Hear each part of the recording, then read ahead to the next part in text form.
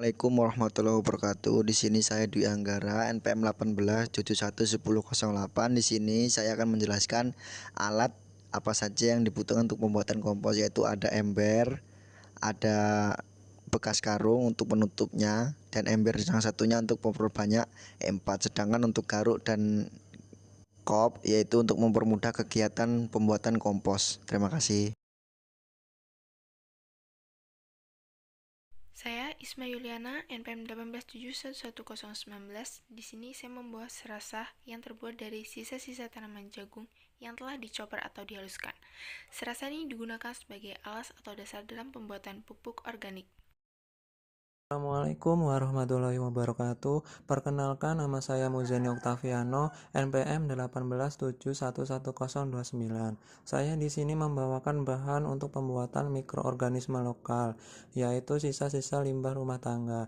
Sisa-sisa limbah rumah tangga ini dapat berupa buah-buahan yang sudah tidak layak makan dan sayur-sayuran tidak layak makan. Khairul Mustafa, NPM 18711022. Di sini saya akan menyiapkan molase. Molase ini nantinya digunakan untuk mengaktifkan E4. Berikut molasenya. Molase ini nantinya akan dicampur dengan air dan E4, kemudian diaduk sampai rata. Molase ini juga berguna sebagai makanan untuk bakteri. Saya Galuh Cahningrum, NPM 18711016. Penambahan kotoran kambing ini berfungsi sebagai bahan baku pupuk organik lengkap. Selanjutnya yang dibutuhkan dalam pembuatan PUC yaitu kotoran kambing. Kotoran kambing merupakan sisa makanan dalam bentuk buangan dan bentuk-bentuk lainnya berjumlah cukup banyak yang tertangkap tetapi tidak mempunyai nilai ekonomi. Kotoran kambing yang terbuang itu ternyata masih dapat dimanfaatkan. Saya Eka Nuryanti. Di sini saya membawa bahan E4. Nah, kegunaan dari E4 ini untuk proses penguraian dan persediaan hara tanah. E4 ini berwarna kecoklatan dan beraroma segar. Larutan E4 sebenarnya dapat digunakan langsung atau dapat dikocorkan pada media yang akan difermentasikan.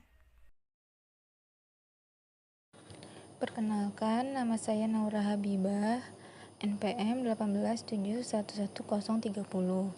Di sini saya membawa air untuk pembuatan pupuk organik padat. Fungsi dari air dalam pembuatan pupuk organik padat adalah untuk mencairkan molase agar tidak terlalu pekat. Itu larutkan molase ke dalam air dengan takaran 1000 ml air agar tidak terlalu pekat.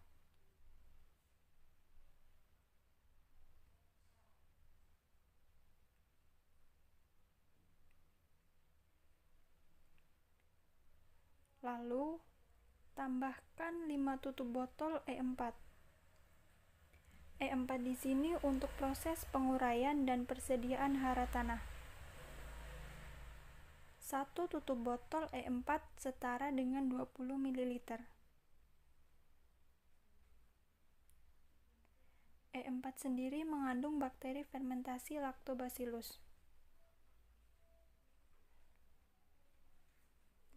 E4 bukanlah pupuk, tetapi bahan yang dapat mempercepat proses pembuatan pupuk organik. Setelah itu, aduk hingga merata. Keuntungan dari E4 sendiri meningkatkan pertumbuhan dan perkembangan tanaman. E4 sebenarnya dapat digunakan langsung ataupun dapat dikocorkan pada media yang akan difermentasikan. Dan jika masih terlalu pekat, bisa ditambahkan air dengan dosis 500 sampai 600 ml.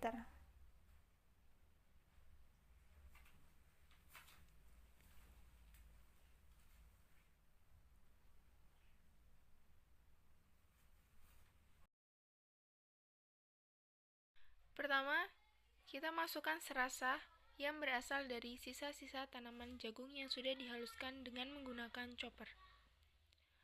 Tekan-tekan hingga padat.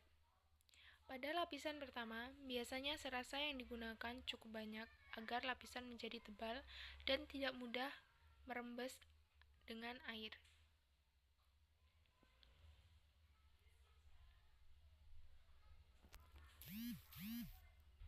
Setelah itu, tambahkan sampah dapur atau sisa-sisa buah-buahan busuk ke dalam ember.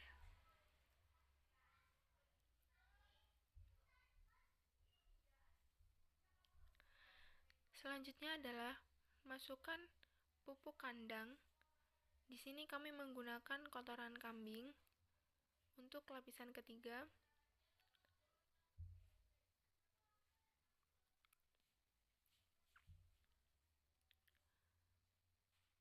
Kemudian tutup lagi menggunakan serasa dan ditekan-tekan menjadi agak padat supaya tidak ada rongga udara yang dapat masuk.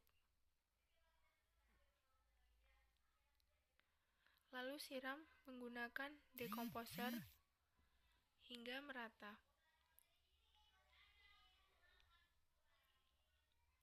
Ini untuk lapisan yang pertama. Lapisan yang kedua, tambahkan sisa-sisa buah-buahan busuk dan ratakan hingga merata.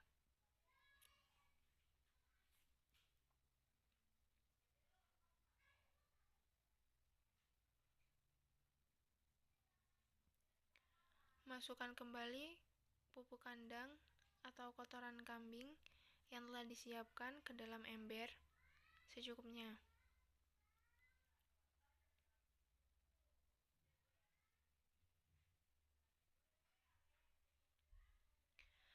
Tutup lagi menggunakan serasa sisa-sisa tanaman jagung yang sudah dihaluskan dengan chopper, lalu ditekan-tekan agar rongga udara tidak ada.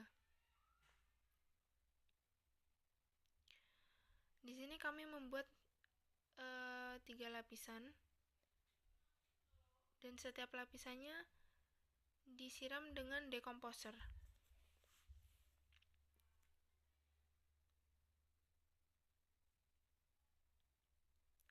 Setelah itu ditambahkan pupuk kandang dan ditutup menggunakan serasa.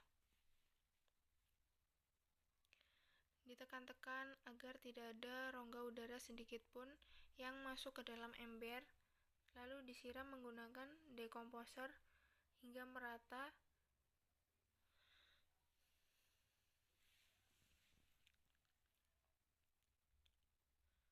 Lalu tutup menggunakan karung bekas hingga rapat agar pupuk organik tidak terkontaminasi. Lalu tutup rapat dan tumpuk menggunakan bata supaya benar-benar rapat.